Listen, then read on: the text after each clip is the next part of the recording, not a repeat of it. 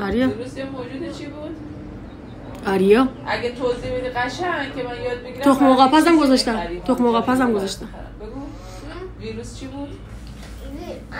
چی گفتی؟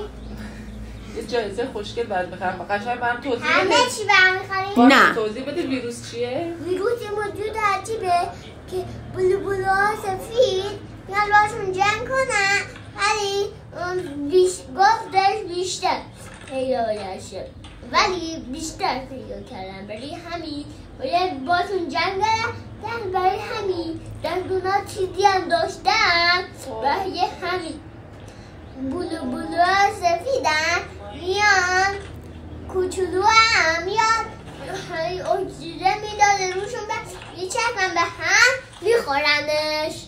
کیا برنده میشن؟ بلبلای سفید. بعد دیگه شما مریض نمیشه.